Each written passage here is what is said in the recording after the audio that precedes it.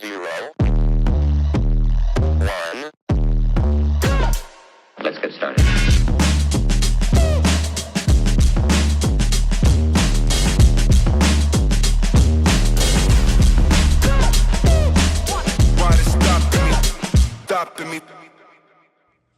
Bye, crypto bro. What's going on, crypto fam? It's your boy, the one and only Ball Deep Crypto. Back with another video here. Tonight we're going to be talking about ISO 222 and some compliant cryptos that I partake with and mess around with. I'll also talk about a couple that I don't. I used to mess around with Adana ADA, but I don't anymore. Just going to go over this real quick, just give you a quick overview to see what they're looking at on the daily here. Looking like H-bar's up at this current rate 26 or 16% to 23 cents. SHX, another one that I mess with, is up 17% to a penny and a half. So very bullish on that, looking good. XLM currently at 44 cents, up 18. I think it's up like 86% on the 7. Woo! Looking nice. You know I love me some XLM already, and SHX. XDC slept on still cheap, just a little bit over 7 cents. Love this. These are all ISO 222 compliant cryptos. XRP, $2.80. Again, nice little 25% on the week. So, and then AFR, which I can on Twitter, I reached out to them, and they reached back and saying that basically by proxy they're ISO 222 compliant because they run everything on the Stellar XLM rails. I'm not for sure if that's true, but that's what they stated when they got back to me. That's up 92% on the week. Still a incredible buy. Again, not financial advice. Do your own research. But these are just a couple that I mess with that are quote-unquote ISO 222 compliant, except for possibly AFR, but I believe because of the proxy relationship and the rails it runs on with Stellar that it is. All right, so let's get into it. We're going to talk about the top ISO compliant cryptocurrencies in July 2025. As you can see, this is a Tangent article, and it's going to go over a little bit of what it is, and we kind of break it down what ISO 222 is and what it's going to mean for crypto and banking as a whole. It goes into effect on July 14th, and everybody's got to be fully implemented by November 22nd of the end of this year, 2025. The transition from SWIFT to ISO 222 will impact the cryptocurrency sector. That's what we're talking about, cryptocurrency. Now, this is the code that it's going to be is not just for crypto, it's for all transactions on the banking side and for cross-border payments. But we're talking about crypto. That's what we care about right here, so let's get into it. Coins that comply with this standard will be adopted by the traditional financial system. If major projects like Bitcoin and Ethereum adopt ISO standards and integrate into SWIFT, it could significantly change the relationship between the cryptocurrency. Why do they always talk about Ethereum? I don't like it personally. I've used it, gas fees, just not a fan. And Bitcoin, it's like, okay, when you watch the news, all they talk about is Bitcoin, Ethereum, Solana. I'm just not a fan of any of them. I've used them, gas fees. It feels like when something pumps hard, you can't get out of it. I've moved it. It's expensive. The notes, the whole thing. To each their own. If that's your bag, let it be your bag. It's not my bag. I just don't care for it at all. I mess with the cryptos I just talked about, plus a few others, and silver. I'm a silver guy. Not financial advice again, but silver is the most suppressed metal in the world. I believe that it is used in electronically for as a conduit of electricity. It's also used in missiles and everything else, where gold is a store of value, where silver is a precious metal that's actually used. I believe it is very priced for a breakout, and it is heavily suppressed. Anyways, let's get back to the topic. Sorry to get off a little bit there. Just wanted to do a little crypto and silver love. Okay, what makes ISO 222 important? The ISO 222 standard allows compliant cryptocurrencies to receive ISO codes, which could encourage banks to adopt them and boost cross-border crypto payments through these institutions. As a result, this system is excellent for fast payments, managing daily cash flow, checking compliance, and preventing fraud. By standardizing messaging, ISO 222 helps make transactions more efficient, reducing costs and processing time. This enhances security by reducing errors and fraud. Right here, we're going to go over the list of the top ISO 222 compliant coins. Ripple XRP, which we just went over, obviously, is a cryptocurrency and digital payment protocol that aims to simplify global financial transactions. As you know, it's the cross-border, the banking coin is what they call it. The Ripple protocol consensus algorithm, I believe it has like 1,500 or 5,000 transactions a second. Maybe it was 1,500, which it's fast. Ripple works on fast cross-border payments and money transfers, giving banks and financial institutions a cheaper option than traditional SWIFT network. It's a bridge currency. It's on-demand liquidity, so within 3 to 5 seconds it settles. You've got money. Just a beautiful, beautiful. I mean, I love Ripple. I love XRP. Have for a long time. Let's go to Stellar, which I've done a couple videos on already. Probably my favorite currently. Really like it. Really love the project, obviously. It's a cryptocurrency and a decentralized payment platform that enables fast, low-cost, cross-border transactions and promotes financial inclusion. This platform is based on the Ripple protocol and links banks, payment processors, and users worldwide. I don't know. I thought it ran on Sorabon, but I don't know. It still uses the Stellar consensus protocol to quickly confirm transactions through a network of trusted nodes, limiting the need for resource-heavy mining. It's like 0.001 of a penny per transaction, really cheap. I think that Franklin Templeton did like 50,000 transactions on it. In the conventional way, it costs them $1 no matter what, just as a baseline, not including the back-end clerical or, you know, crossing the T's and dotting the I's, and then doing it on as far as tokenizing the asset and then putting it on the Stellar blockchain. It costs them like $130 or something like that. So they're currently working towards moving every asset on there, obviously.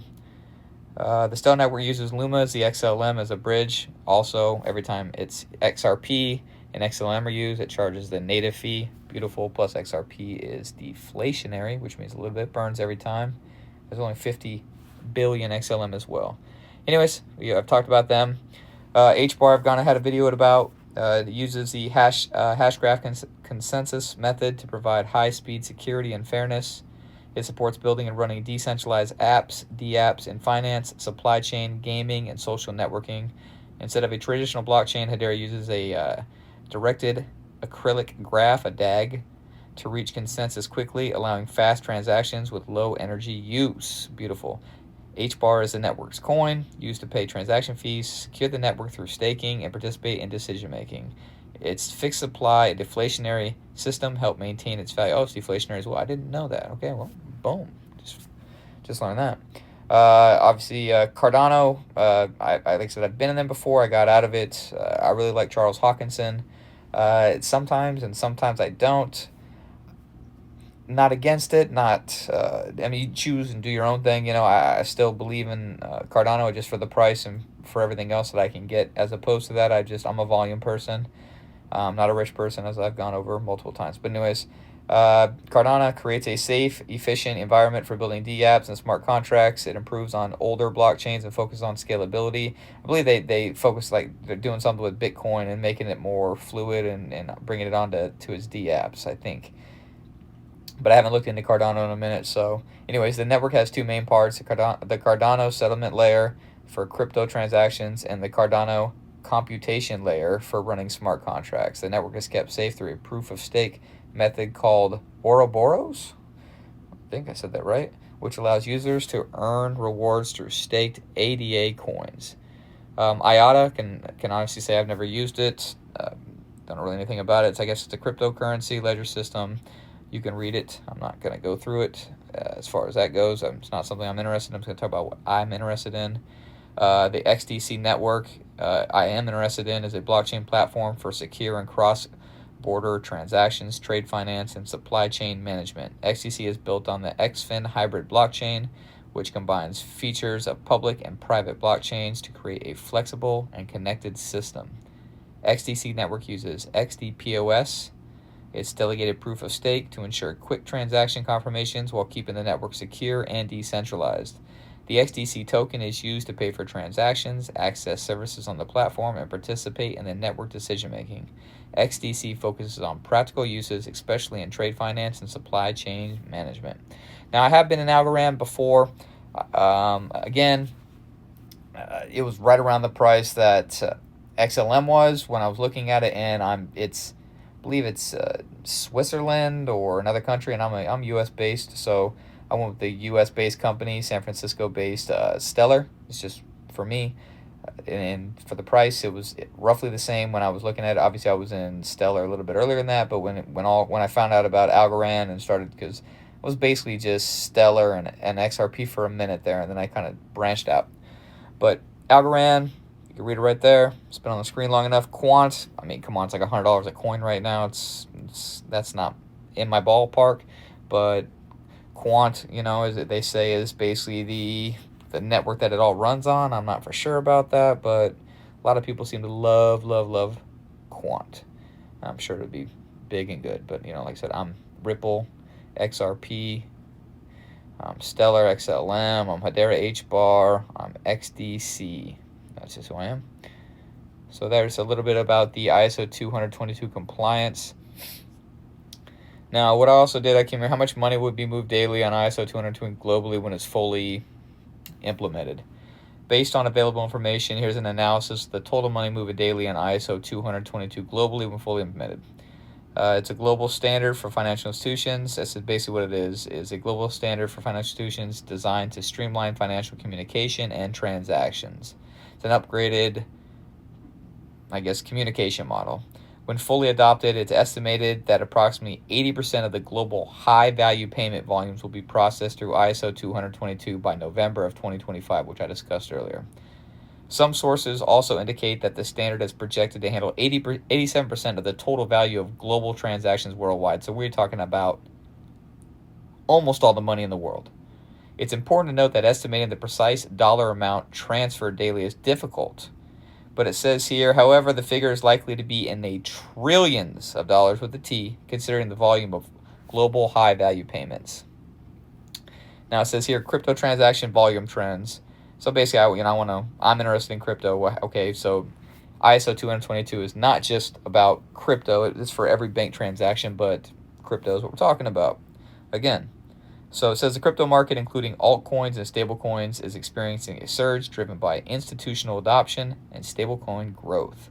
Daily spot crypto markets volumes experienced a decline in quarter 2, 2025, reaching 1.07 trillion in July, marking a 27% month-over-month decrease. Boom. That tells me buy. Again, not financial advice. Do what you want to do. You see what it's doing right now. However, investors' confidence has returned, with venture capital investment in crypto startups hitting $4.9 billion in quarter 1 2025, the highest in over 2 years. BlackRock's tokenized asset fund, Buddle, utilizes the Ethereum blockchain, brought in $240 million in the first week. Some experts predict that the market for tokenized assets, which represent real-world assets on the blockchain, could reach $12.8 billion by 2032, or even $16 trillion by 2030. Okay, there we go. So we are looking at currently $1 trillion to a $16 trillion by 2030. So that's less than 4 years. You're talking about a 16% increase. More than that, actually. Sorry, from 1 trillion to 16 trillion. I mean, you're talking about dollar bills, y'all. Okay, just give you an overview. Here's some major banks that are going to be implemented. Like I said, 87% of the world. So all the big dogs are playing. JP Morgan, don't get me started on them. Citibank, we had the video about that. The president, our CEO, the other day. Wells Fargo, BNY, which just had their partnership up with Ripple recently. They're in with everybody, I'm sure. Scotiabank, Lloyds, BNP Paribas, Bank of America, Barclays, HSBC, US Bank, etc., Dutch Bank. I mean, you're talking about all the big players. Many in 70 countries are also migrating to the standard. So there you go. 70 countries, all the major financial institutions. 87% is what they're estimating of the global volume moved on the ISO 222 rails. And with crypto, in my opinion, Swift is outdated. It's slow. It's old. It's going to be crypto. Like I said, that's my belief. Believe what you want, but you probably believe in or thinking the same thing. That's why you're here watching the video. Let's talk about the Fed's ISO Big Bang hits this week. I mean, it's a little bit of what we've already gone over, but what in here, I wanted to say was the Fed now. Talk about them. Obviously I'm U.S. based, so it kind of applies to me here in the U.S. So I was kind of looking through it, and I was like, what's going on here? So just a little bit into this article. It says here, the Federal Reserve already puts a new real-time payment system, FedNow, on the standard when it was launched in 2023. The bank-owned clearinghouse also have its private real-time rail, the RTP network, using the ISO standard.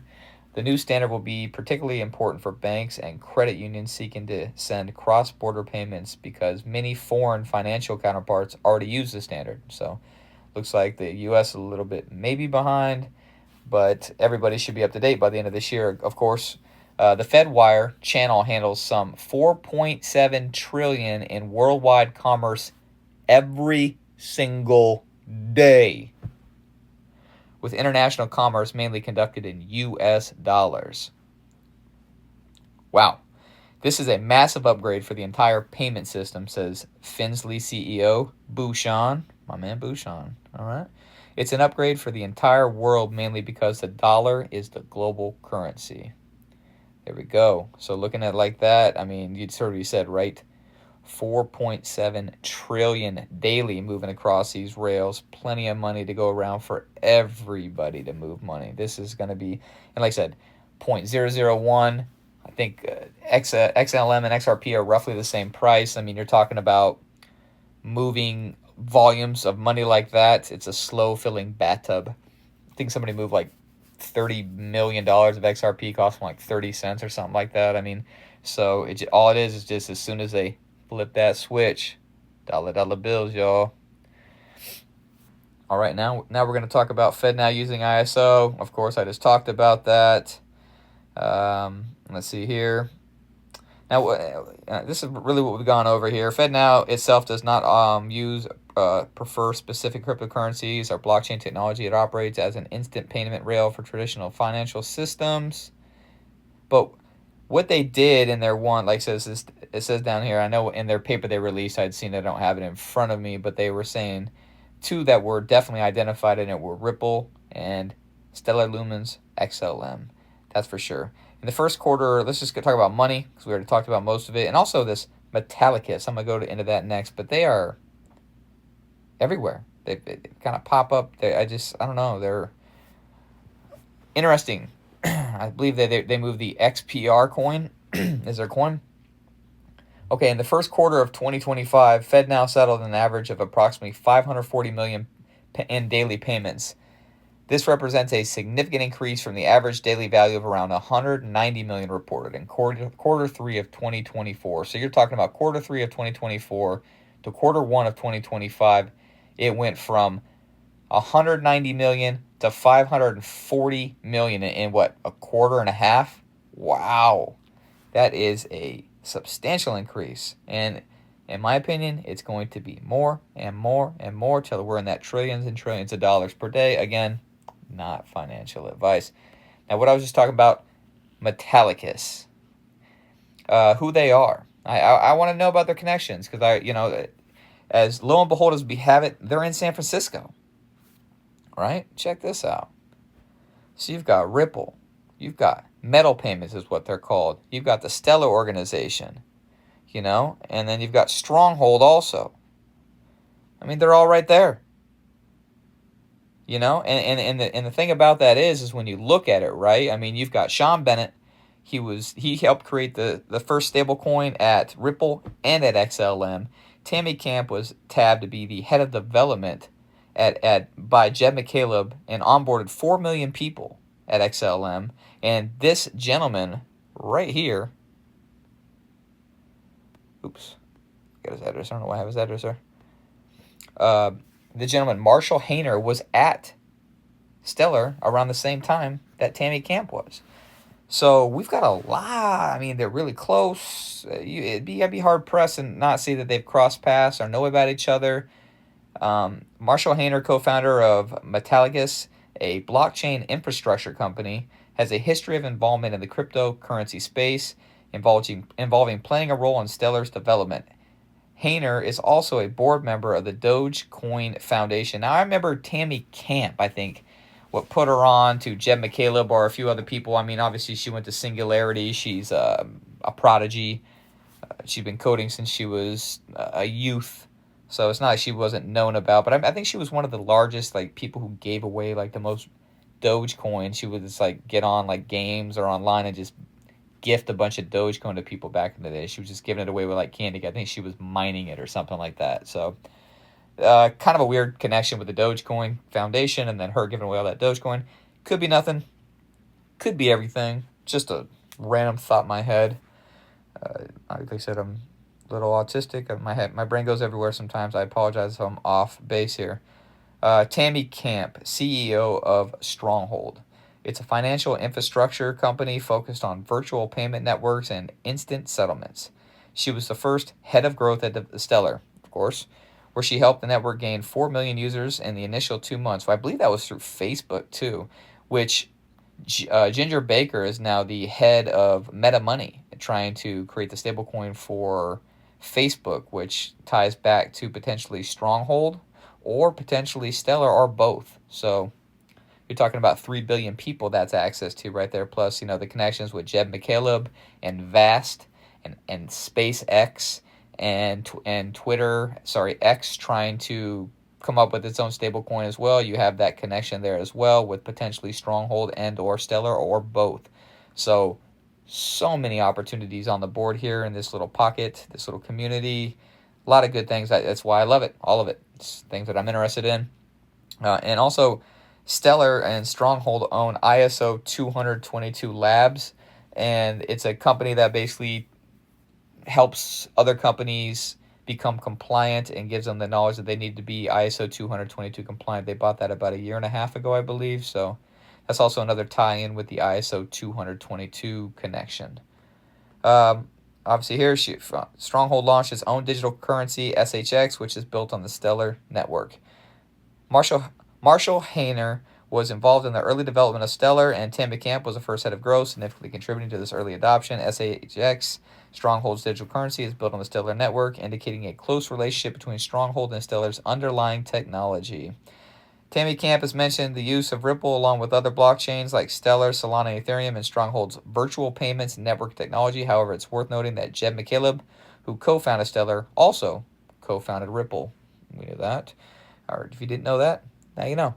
Stronghold is digital currency designed for real-time settlement and built on the Stellar network. The Stellar Foundation's headquarters in San Francisco. Ripple's is also there. Stronghold's is there.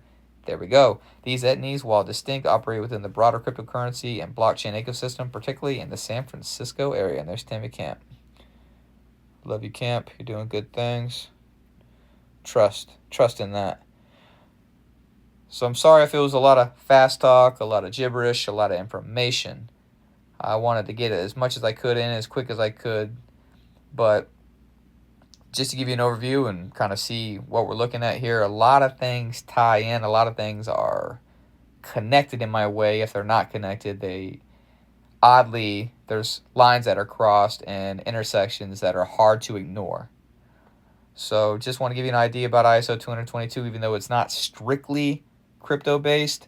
I believe that the banks and the institutions, because of the speed, the transparency, and the value and money that they can save by using them, are going to go all in as soon as there's bylaws and crypto regulations, which are coming. I think as of today, the crypto market is $3.7 trillion. If we get crypto bylaws by the end of this year, which I believe is possible with Senator Loomis in Congress and working on that bill right now, if we get some rules of the road and some legal clarity, mark my words, by January of 2027, the overall crypto market cap will be $10 trillion. It took the S&P 500 100 years to reach $10 trillion in market cap. If crypto does it by January of next year, it would have taken crypto 16 years. The future is fast. The future is digital. Just my opinion, not financial advice. But you know what I'm doing. You know what game I'm playing. And I hope to see you at the top. Just a little video here at the end. Somebody else talking about crypto and what their thoughts on it. You know, just a little guy, little influence, Bank of America's CEO. Let him tell you.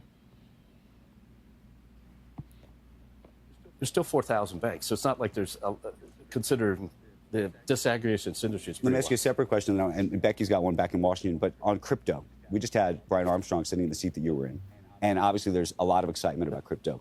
The banking business, for the most part, has stayed away from crypto. Given President Trump's full-throated support for crypto, do you imagine Bank of America is going to be full on in the crypto business if we have this conversation 12 months, 24 months from now? I'd separate out this sort of crypto versus stable assets and digital movement of money, because we already move the vast majority of our money digitally. Our consumers do, our companies do.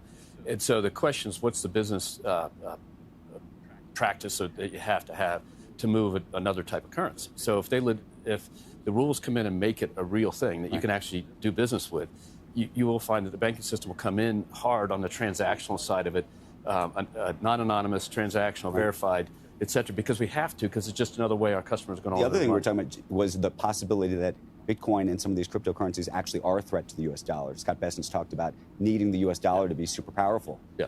Is it a threat? I think there's a whole bunch of dynamics about all the trade and all the consumption of the U.S. consumer and all the stuff that goes on. But I think we do need a strong U.S. dollar. We need a U.S. dollar to be reserve currency. It's good for our country. But what I'm saying is, if you go down the street here and you go in and buy lunch, if you can pay with Visa, MasterCard, a debit card, Apple Pay, et cetera, this will just be another form of payment in an instantaneous cash transfer. And so I think if it becomes regulatory okay, which it wasn't before, and that's one of the issues, you'll see the banking system enter with. We have hundreds of patents on blockchain already. We know how to enter the field. When you get to the investment side and the Bitcoin stuff, that's really a separate question. That's more on the investment side. From the transactional side, I think you'll see the banking industry make moves.